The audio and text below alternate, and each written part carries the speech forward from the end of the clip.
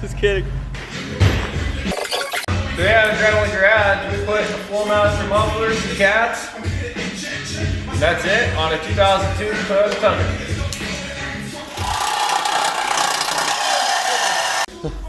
Another day, another old muffler on the ground. Flowmaster. What is that one? It's a 40 series. Not bad. Make that little Jap truck sound like a real truck. Yeah, America. Oh, I already custom made those breast holes over there. Well, that one's better. Man. What we got here?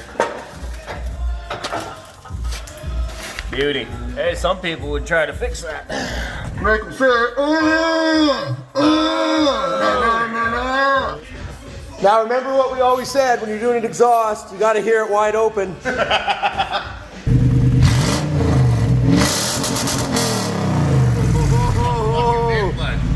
Let's just call her a day.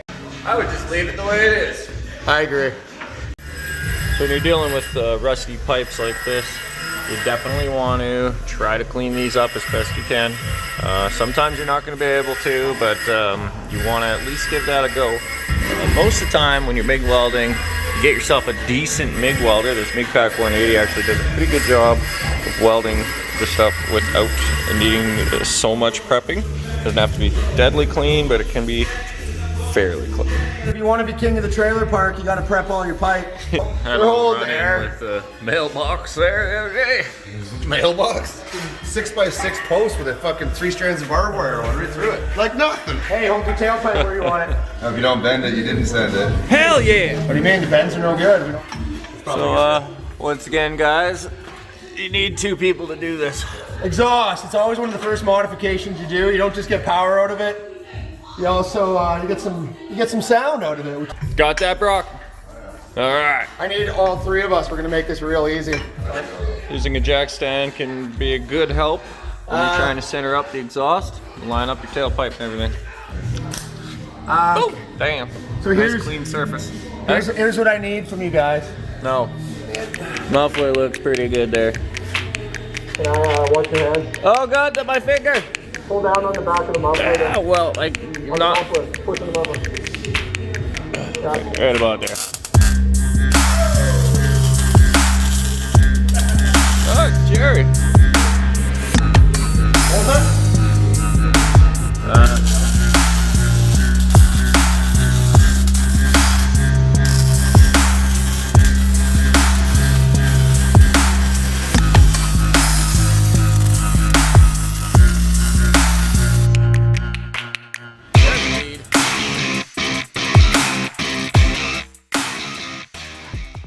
Phase 1, just muffler. Straight pipe the resonator. Start with that, see how it sounds. Ooh, it sounds nice.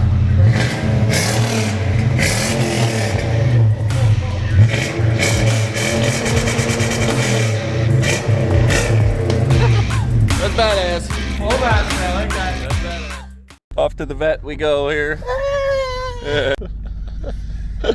He just found out he's getting his balls chopped off tonight. Although the cats in this truck have completely come apart, they're still in one piece. On the inlet side, they start to get plugged up, and it affects gas mileage, power, quite a bit. So we're actually gonna swap those. He's gonna notice a huge improvement with these new ones here. Now it's time for a fresh set of catalytic converters for the Tundra. It is a post-96 vehicle, OBD2, so we can't actually get rid of the cats. We'd have some drivability problems and a check engine light. So these are some fresh Walker ones. They're not a high flow or anything. They're just a stock replacement, but these will be real nice. Weld them in the factory position. Perfect. This is my favorite part here.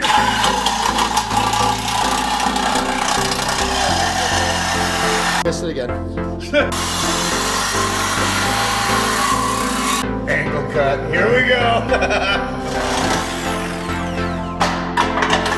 Almost caught it there. We're gonna have to make a cut right here. We can't get our welder up in there. You're gonna run into that a lot too when you're trying to weld exhaust. You're not gonna be able to reach stuff, and let's be honest, sometimes when you do reach it, the top's not gonna be the prettiest, but you gotta make it. Sometimes you're better off to drop it down and make a nicer weld that Yeah. you know is gonna be good the first time. So. Make it right the first time. Oh, you lost your gasket. Oh.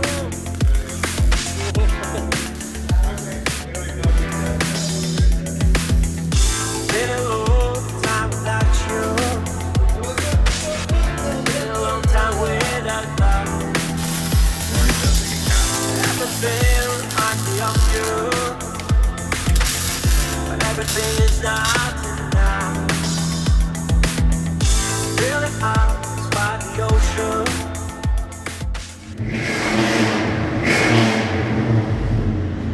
Can you make a Toyota Tundra any better? Exhaust always helps. Better mileage. Might have enough power to do a burnout possibly. I doubt it. Uh-oh! Oh, damn! Right into the wall.